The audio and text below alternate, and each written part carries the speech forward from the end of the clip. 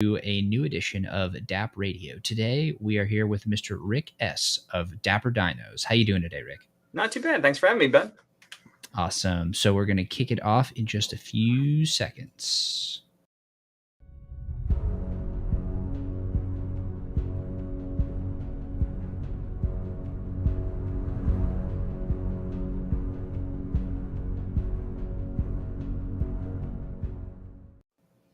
And we are back. Big love to DappRadar for putting this on.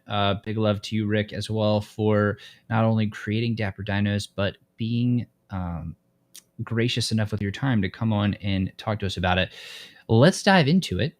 Would love to just hear a bit about how everything got started. What's the origin story of Dapper Dinos? It's probably our greatest selling pitch, right? Is our origin story. We are going on. We just had our 1 year anniversary. Although the idea was probably evolved about 6 months prior to the launch of the NFT project, but very much a project founded from who we are. I think I put Rick S, but more colloquially known as Big Head Tiny Arms in the Discord. One of the Dino dads.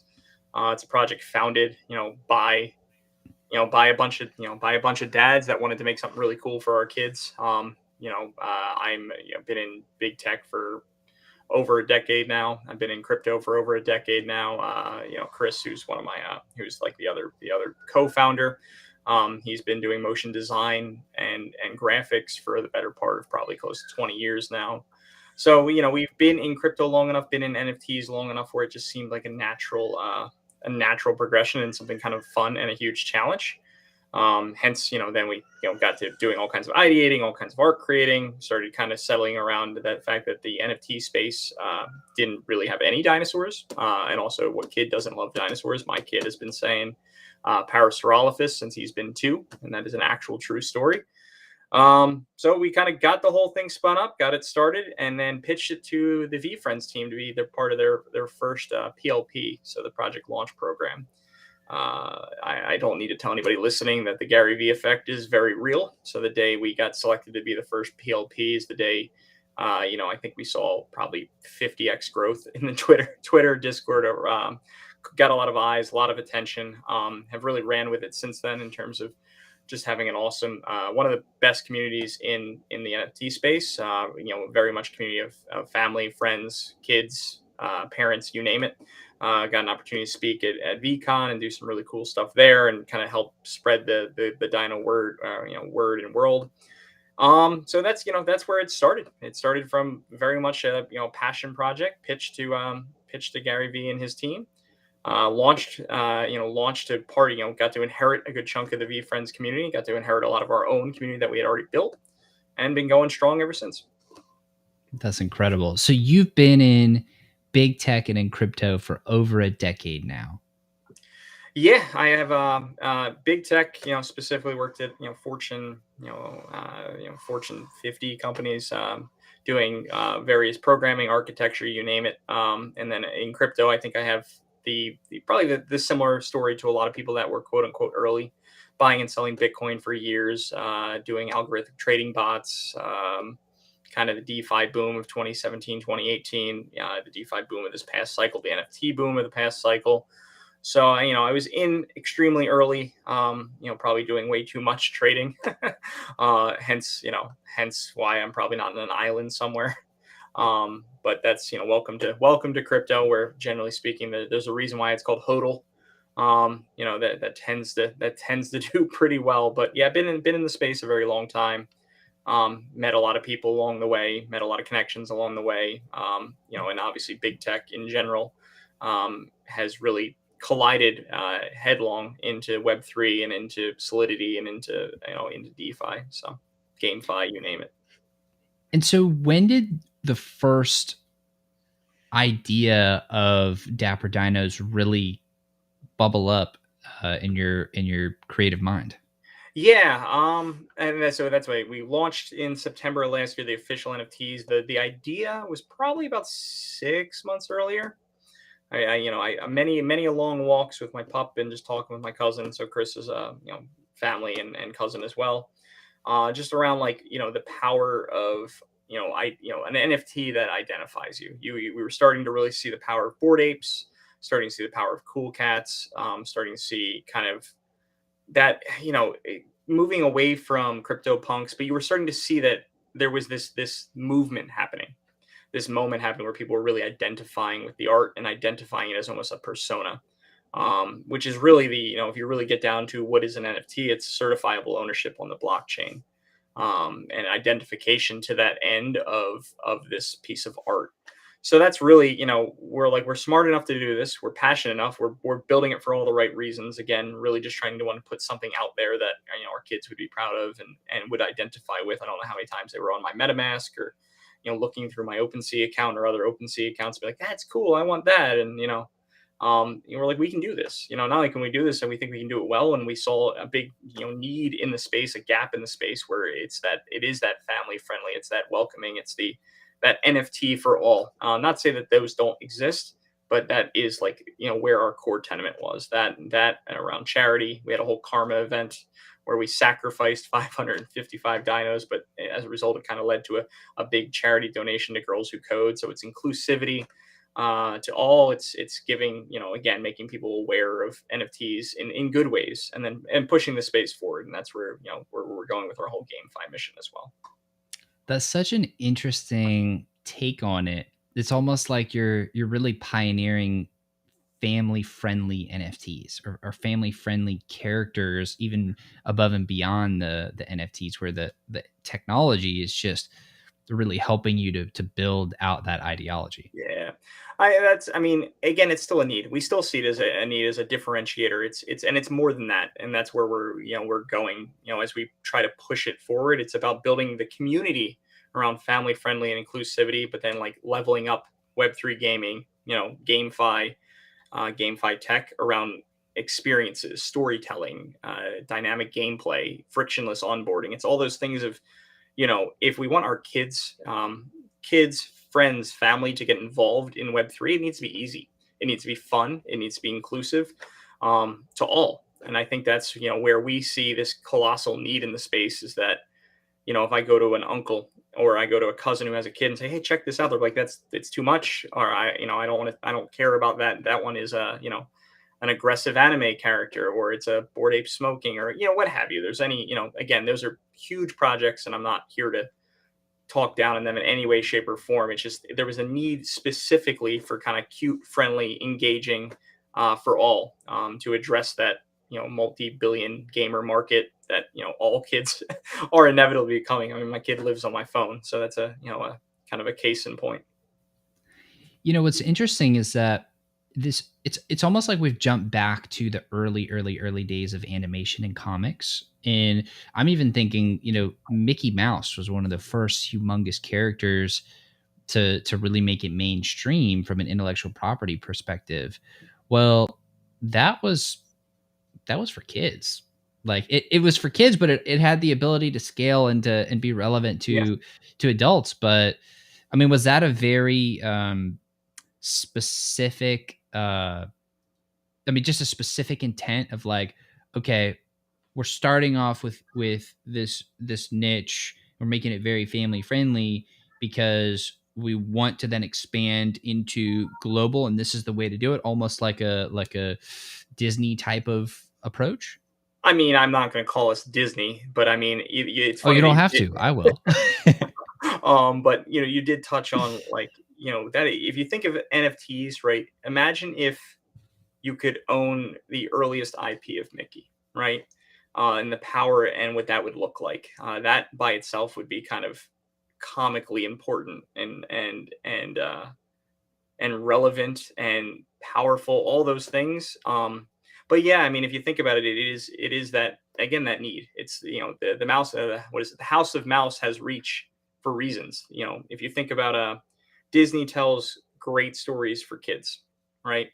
Pixar tells great stories for kids and adults. We kind of, in a perfect world, we'd want to be the storytelling NFT that sits in the middle of those. That is the one that's going to address 3 billion gamers with phenomenal storytelling, with an NFT that any parent wants to have, to own for themselves, to own for their kids, to build the stories of who are the Dapper Dinos. Like, we told a whole story about one of the brave dinos that sacrificed to save Dinotropolis. Like that's just one of the many pieces of lore and storytelling that we're going to start really delving into in the next year plus. And that is what Disney does so phenomenally, right? Every one of their movies, every one of their shorts, and actually maybe the shorts are even better, elicits emotion. It's an emotional response, and that comes from that feeling of like comfort, feelings of family, and that's if you go really to a core, I think that's what the NFT space is broadly missing. I think so too. What an interesting approach. So when you're thinking about like, hey, I want to build out this lore and build a whole ecosystem, and I love the name of the city or the land. Um, I love the theme. How did you first come across the idea of dinos and dinosaurs? Like, what was that Yeah, story? I mean, literally kids. I mean, I've always loved them, but I mean, like, I don't. It's something about kids and dinosaurs. Maybe it's this time. Maybe it's COVID. I don't like every kid right now. Loves them from the old dinosaurs show to Dino Dana to Land Before Time to Dino Train. There's just all these fantastic pieces of IP that exist today. They're just they like elicit this massive curiosity response in kids. But it's cool enough. Whereas like a parent, you're reading facts about dinosaurs and like, that's really cool. Like I didn't know that an Argentinosaurus had the longest neck and it stretched like 30 school buses. Or the Quetzalcoatlus had a wingspan the size of a house. So it's like, from a parent, I'm like, that's cool. From a kid, they're like, I just love to say all the names and I want to know that one flies and this one swims, or they learn the different characteristics. And it's just something, because they don't exist anymore. It's that whole, like, they almost have their own lore, their own like larger than life stature that I think you won't get with, an animal that already exists. An animal, a brand. They kind of like, you can define it as you see fit. So there's a lot of ability to be really creative in the portrayal of it. Oh yeah. And you can build your own lore and story around it, and it's still like you don't lose any reality. You just gain wonder and creativity with it. I mean, if nail on the head, right? It's that I mean, there's lots of reasons dinos are cool. But that is one of the many reasons I would say that it's just they've been around for millennia, right? And then they disappeared. There's ice ages, there's comets, that's just like, there's peas, stuck in amber and tar pits, and just this insane story about how they were and then how they weren't, and then how like the human race came to be. And so once somebody joins the ecosystem, and actually maybe let's take a step back. How does somebody join the ecosystem? Do they get their own dino? Do they become a dino? What is what's really the ethos here? So, and this is where, it's not really a pivot. It's more just finding how to like best get our story out there. So that's where we're really settling on GameFi. We've got a pretty, we just announced a pretty major partnership with IMX, who's going to be kind of the blockchain provider for our upcoming games because of their seamless integration. Just kind of one example of trying to more seamlessly handle that onboarding process. It's, again, Web3 gaming right now is very hard for the average person to break into. So if we do it right, to be part of the ecosystem is just to play. Like, the game is going to be exceptionally fun. We're gonna have multiple games. We have a Dino Dash, which is gonna be that endless runner type. Very easy to pick up, mobile. Then we have a secondary kind of AA+ title, untitled at this time, but a platformer. Think of it more like Ratchet and Clank. But again, both playable across age ranges. Playable, you can just pick it up and play and be introduced to our IP and our story and our lore. And then owning that dino gives you, extra things, extra achievements, extra skins. It's all those typical things that people are already familiar with in Web 2, whether it be Fortnite or Fall Guys or Stumble Guys. Like, there's these proven methods of like why people care. It's the same reason people care about NFTs. It's being able to be identifiable, a little bit of clout that you can introduce and have by owning, but that anybody can pick it up. right? That is, I think the ultimate problem is Web3 is all about, we're all going to make it, except that your average size of your community is 4 to 10,000 to maybe if you're Yuga, it's 60,000. So like that's like nothing from a gaming perspective. And that's where I think gaming gives us this really, acute way to introduce people to a world that, and then if you focus on storytelling and fun, who doesn't want to pick up a phone and play? Who doesn't want to go on Steam or Xbox and play? And that's really, again, it's breaking down those barriers where the Dino just gets you access to our awesome community, but also gets you a little bit more in the game. And there'll be some other interactions as well, but it's not really play to earn. It's more just play to have fun. And then with the bonuses of, certifiable ownership and ways to accessorize and grow your character. And so when you were thinking about, okay, the real opportunity is GameFi, and you building the lore and the creativity, and GameFi is the way to basically onboard people into the lore and the world. What is really what are some of the different game loops that you think are really good? I know you talked about it a little bit, but maybe we could go a little bit deeper into what do you think the game loops are going to be that you're the most excited about, and why did you decide to build those various loops in that way? Yeah, I mean, so if you talk towards, say, the Dash, right, an endless runner, there's many proven versions of this having played very well and been fun. Temple Run, Subway Surfers, none around like cute IP. I'd say that might be where we get to stand out, but it's endless. It's fun. There's different ways to there'll be achievements, tutorials, weekly rewards, leaderboards. These are all things that create constant play. You can do some things as simple as shifting a pixel to make each run a little different. There's hazards. Again, you can change your character's appearance based on if a player logs in with an NFT. So there's all these different things about what it means to just play. But again, with the different loops of, the rewards, the achievements, the leaderboards, these are things that keep people coming back and wanting to strive for best, while you still have that ability to kind of earn new appearances for your NFT. And then kind of stepping forward onto the AA title, right? It's an action platformer, a little bit more interactables. There's going to be bosses and enemies, different kinds of game types, bonus stages, but it all comes down to a haberdashery system, which is going to enable kind of the main character to be more customized, right? And that's that customization piece that you're going to keep hearing. That's more that skin aspect, that Fortnite aspect that is really well proven, but hasn't been explored really at all in NFTs. And it's, again, a really engaging and sticky way to grow community in kind of a non-toxic, non-Ponzi-nomic way. Yeah, I like that a lot. What it sounds like is that you're giving people the ability to play, and they're earning cosmetics almost, where they get to dive deeper into the customization as a result of playing and getting rewarded in that way. Yeah. Am I understanding that correctly? Nailed it. And again, it's meant to be, I think, to go one step further, it's a Web3 optional, right? The gaming experience should be made better with Web3's benefits, not be the barrier to bringing people in.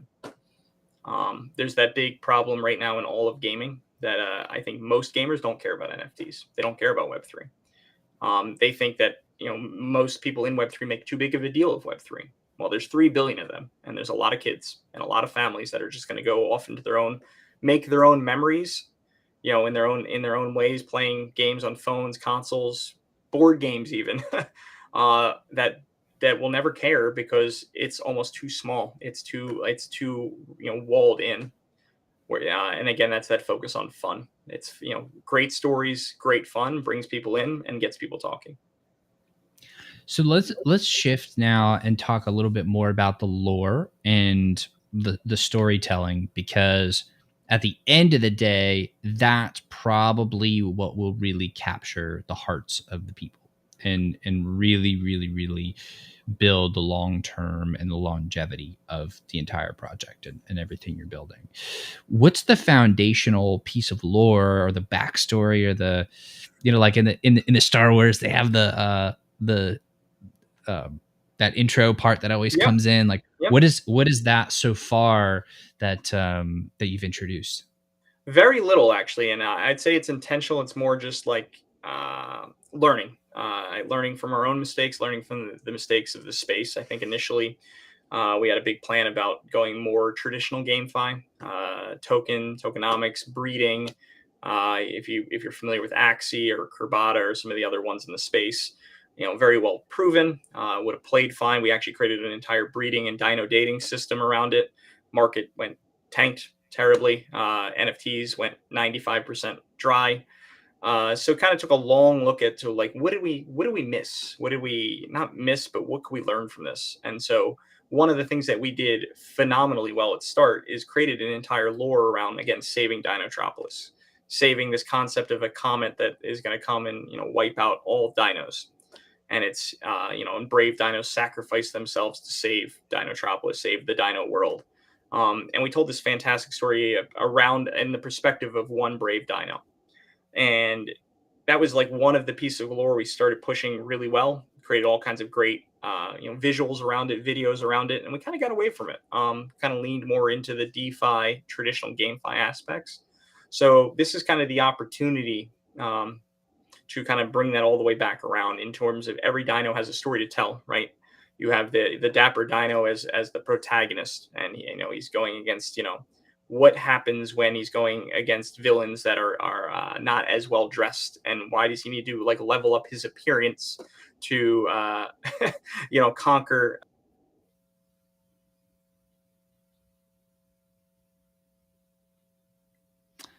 Well, Rick, I think we may have lost you there for a second.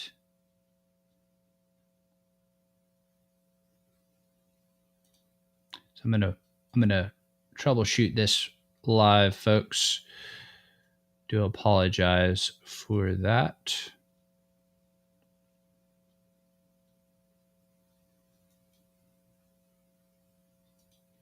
Seems like we may be having some technical difficulties.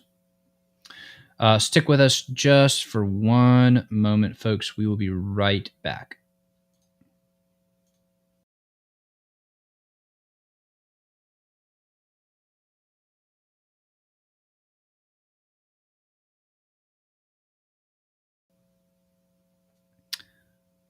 All right.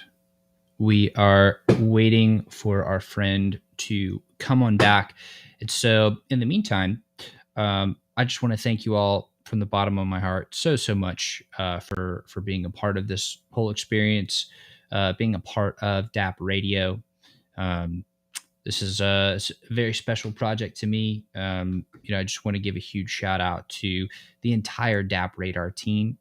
Every single one of these individuals is working tirelessly to bring you more value and make sure that everything is keeping up to date with with the world and making sure you have all the best information right at your fingertips. So I appreciate you being patient with us. It looks like Rick has been able to reconnect here. Again, I do apologize for the technical issues, and we should be back.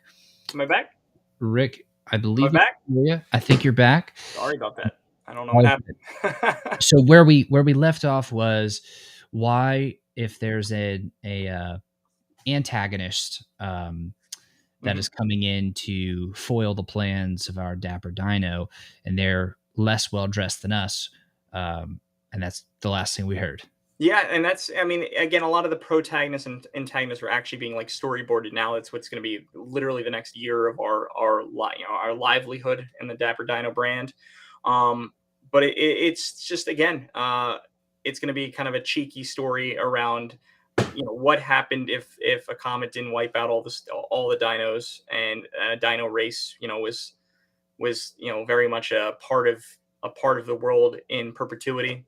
Again, if you're going to go with a cheeky story about the well dressed versus not, just the what defines villain, what are the power ups. So any great story has a great protagonist, which we know will be the Dapper Dino, and a great antagonist, which we've got various bosses. And again, I kind of teased out the Triceradon, so the mob boss, if you will. So it's shaping up to be again that haberdashery, where the different things you dress as will power you up and do different things.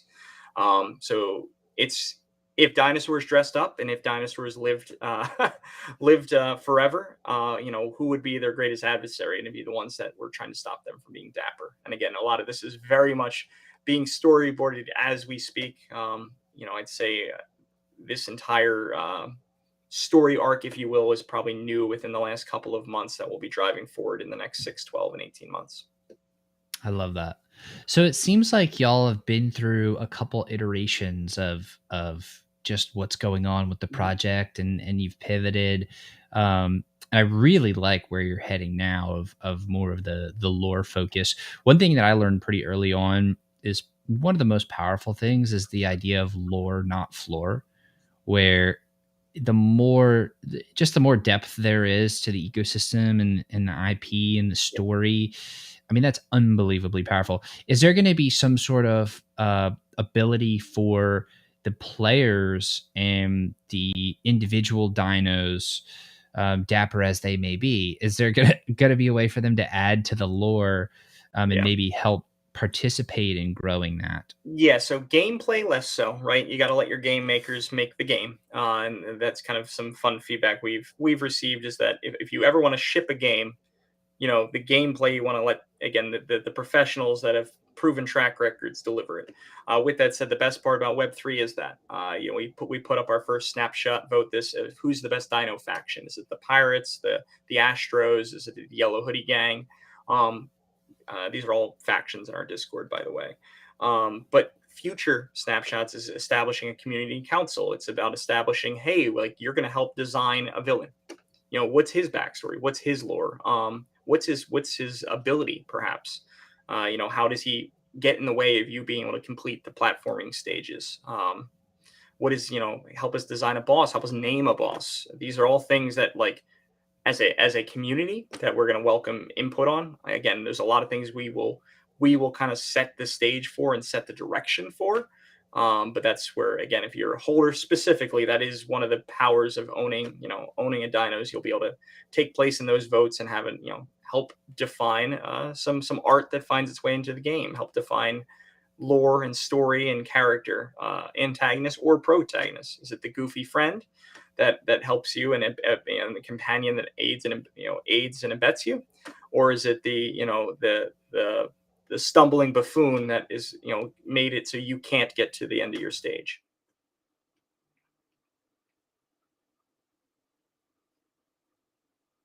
Did I lose you again?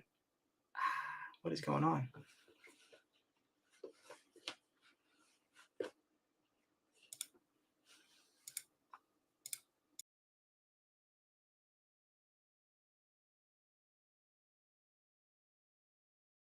How Back about again? now? All right, we're back.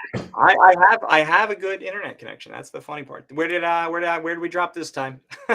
No, I think it was me that time. Okay. I think we heard you the whole time. Cool. All I was saying is that's going to introduce some incredible dynamics, some social dynamics between people when they can participate. And I love the idea of letting the actual people that are a part of the community, the community themselves, letting them develop their own lore in conjunction with and in addition to the lore that's being built in-house by the game builders and the game makers. I think that is unbelievably bullish, and it's going to be a really, really, really big benefit for y'all. So really excited to see how that all plays out.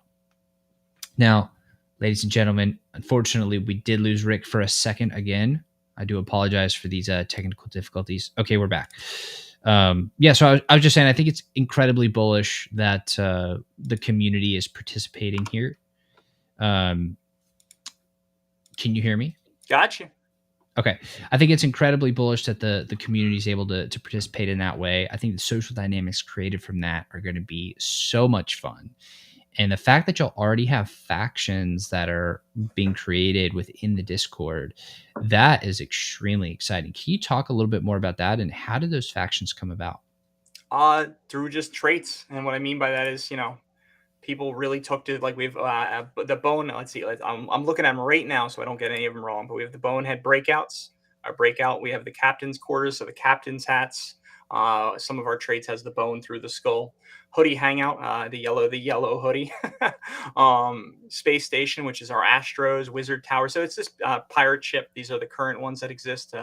I'm pushing hard for a mech head to get created, kind of like Grimlock from Transformers. But again, it's right. I think people just took to traits in a big way. And what's kind of fun about that is they've almost like we didn't push for this. This kind of spawned out of the power that is Web3 and community around, their own little factions, and they own barriers of entry they've created. I'm trying to think like a captain's hat was recently listed on OpenSea. It got snatched right up so that they can kind of make it a little harder to, it's almost like you want to be part of that. And maybe if we can kind of create some lore around some of those artifacts too, that already have a life of their own, then it kind of elevates their own factions. It elevates their own voting. There's all kinds of fun things you can do without having to worry about the floor, without having to worry about really anything other than telling a great story. I love that. So let's scope out a bit and let's just talk about the GameFi space, the metaverse. Let's talk about it. Where do you think we are right now? Because it feels to me like we've kind of gone through this 1.0 iteration, or maybe even 0.5 iteration, whatever that previous wave was. We've seen a lot of play to earn economies. We've seen them boom and bust. Clearly at the recording or the streaming of this, rather, it's end of September 2022. So we're in a bit of a crypto winter right now. At the same time, so I feel like a lot of people are learning. Things are getting developed. Things are changing. Where do you really see the biggest winners coming from as far as an ideological perspective? It seems like play to earn is kind of dead. Maybe it's not. Maybe it's coming back. But what are your thoughts on there? Like, who are going to be the real winners coming out from a ideological perspective? I mean, you already touched on. I mean, we're definitely in a winter, but I mean, this is if you've been in crypto long enough. Winter's end. I feel like it's a Game of Thrones reference. Like winter's coming, but also spring will happen. So this is when builders get to build. Definitely seen some flawed tokenomics. Ones that it's hard when you're living in it to even see it as flawed. You look at Axie, and you would call that one of the kind of the best tokenomics at the time, and then you look at it later and you go, no, definitely not. Not only is it exclusionary, it really wasn't fun, and it was fun for some certainly, but at its core, was it? So you look at maybe the successes of what's coming up for, say, an Illuvium, right, where they're focused much more heavily on, again, a similar story of trying to make no barrier to entry. You can play for free if you want, but a really, really, really rich game, reeking in quality, that I think is, as the space pushes, the metaverse GameFi space pushes more towards quality of game first, kind of the rest takes care of it. I think the tokenomics piece will be hard. I mean, we announced a token that we never launched. Again, the market just got it completely shredded, and 2 token economies weren't really proven. We had a utility token and a governance token. I don't think that will work or play right now. It's just a race to the bottom in terms of figuring out the best tokenomics. I think it's, going to be kind of a wait and see a little bit of as the space matures. If you're going to try and onboard millions of gamers, what do they care about? Why are Fortnite bucks so valuable? They're readily available, easily gettable. However, they have kind of a very semi-defined value. So it's kind of counteractive to crypto, right? Crypto has a defined value of everything, even if it doesn't have value. That's the whole. I know it's a meme, but it's true of like one fossil equals one fossil, one Bitcoin equals one Bitcoin, one ETH equals one ETH. So I think the people that are going to win are the ones that are going to get really creative with tokenomics in ways that get extra value, extra utility out of their community and their space, without, I think, putting like very defined value on things. Because the second that happens, it's a race to the bottom. So almost like giving the value. So it's almost, when you're saying not super clearly defining the value, but almost giving it its own space to grow and develop over time. how does that actually work? I mean, is that kind of what you're referring to, or is what you're referring to similar to this idea of letting community contribute to lore, and that that Yeah. creative infusion makes that more valuable just Mhm. because it's really cool and there's a lot of sentiment behind it? Or I see it as kind of going two ways, and I could be dead wrong. Again, you look at the space a year ago, look at it today. In my opinion, you're going to see a big push towards, again, a lot more community driven, inclusivity driven around pieces like just owning the NFT gets you say, clout, helps build the brand. Successful brands ultimately are going to increase in value. If you look at, again, the success of Yuga, why are they so successful? The brand. And it's probably similar stories to Cool Cats, Doodles, all these. Like if you're looking across the space, CryptoPunks, the brand is very powerful. Lore, maybe not as much, but I mean, you're going to start to see, I think, a lot of stories getting told from all of these different pieces and intertwined in different ways, whether it be through shows, whether it be through social media, TikTok, games. There's all kinds of different avenues to build that brand. And I think you're going to see a lot of value kind of extracted in those means. From very specifically from kind of a tokenomics, DeFi, GameFi perspective, I I think you're going to see just far more traditional either utility tokens or governance tokens. I don't think you'll see both. I think yeah, it went up and down, and the tokenomics of it aren't perfect. But if you look at like an ape token, right, there is value. The way to get it is you held the NFT. The way to use, the way to have say in the ecosystem is to hold the token. The way to earn a whole lot of that token is to own the NFT and stake. So at least there you can kind of like, if I want to have additional say in the brand direction, the lore, all the things that come with maybe being like a decentralized Disney, a decentralized Adidas is holding those tokens or NFTs. You can start to see like the value, but obfuscated in a way that isn't just like I'm playing, I'm earning, I'm playing, I'm earning, I'm dumping, I'm dumping, I'm dumping, I'm dumping, I'm dumping. The chart goes up, chart goes down, chart never recovers. yeah, I think that what you're describing here is a combination of a really interesting experiment ongoing and one that has been going for now a couple of years, maybe that's fair to say, but an ongoing living and breathing thing Yep. that it's going to be very, very exciting to see play out over the next decades, I mean, centuries, however long.